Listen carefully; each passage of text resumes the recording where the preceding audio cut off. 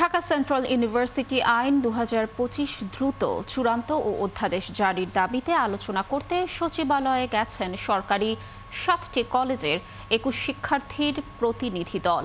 পাশাপাশি চলমান শিক্ষাবর্ষের শিক্ষার্থীদের ভবিষ্যৎ অনিশ্চয়তা, প্রশাসনিক কাঠামো এবং শিক্ষক নিয়োগ নিয়মাবলী সম্পর্কেও স্পষ্ট সিদ্ধান্ত চান তারা। এর আগে সকালে শিক্ষা ভবনের সামনে অবস্থান নেন তারা।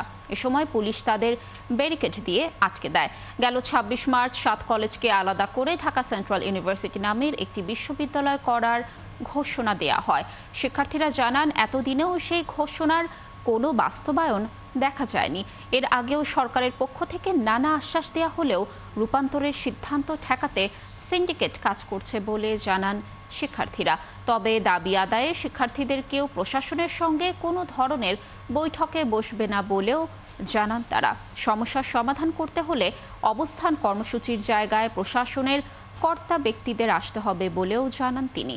এদিকে প্রোটেকশন অ্যান্ড ডিপ্লোম্যাটিক সিকিউরিটি জোনের যুগ্ম কমিশনার সানা শামীমুর রহমান জানিয়েছেন, শিক্ষার্থীরা দাবি আদায়ে শান্তিপূর্ণভাবে অংশ নিলে পুলিশ তাদের সহযোগিতা করবে।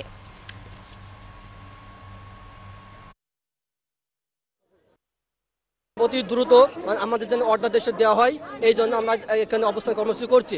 একদিন ১ ঘন্টা বা ৩ দিনের মধ্যে অধ্যাদেশ প্রকাশ করব, না হলে আমরা এই রাজপথ ছাড়ছি না, আমাদের কর্মসূচি অব্যাহত থাকবে। বিভিন্ন পক্ষ থেকে একটা ষড়যন্ত্রের শিকার হচ্ছি আমরা, তো এই কারণে আমরা আমাদের সুরক্ষার জন্যই আমরা অধ্যাদেশ চাচ্ছি।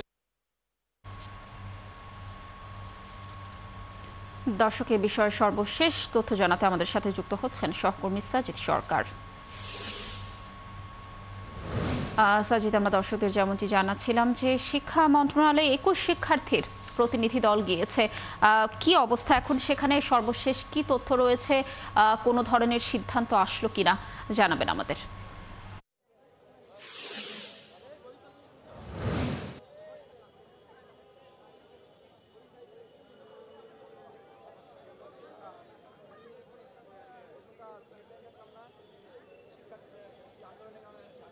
লাবণী, শিক্ষার্থীরা এখনও ভেতরে আছেন, অর্থাৎ ৭ কলেজে ৩ জন করে শিক্ষার্থী প্রতিনিধি ২১ জন ভেতরে আছেন। প্রথমে যখন গিয়েছিলেন ঠিক সে সময় শিক্ষা উপদেষ্টা এবং মন্ত্রণালয়ের সচিব তারা উপস্থিত ছিলেন না, যার ফলে অনেকটা সময় বিলম্বিত হয়েছে। তারা হয়তোবা কিছুক্ষণের মধ্যে বেরিয়ে আসবেন। আমরা যতটুকু জানতে পেরেছি, শিক্ষা উপদেষ্টাকে নিয়ে এসছেন এবং এই প্রতিনিধি দলের সাথে বৈঠক করেছেন।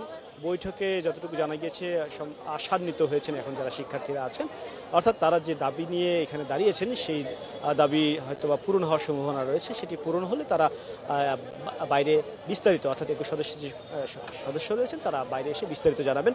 তবে এর আগে শিক্ষার্থীরা সকাল থেকে যে আন্দোলন করছিলেন, সেই আন্দোলনে আমরা দেখছিলাম যে যেহেতু সকাল ১১টা থেকে সন্ধ্যা পর্যন্ত তারা এই শিক্ষাভবন মোড়ের দাঁড়িয়ে এই বিক্ষোভ কর্মসূচি, অবস্থান কর্মসূচি পালন করেছেন।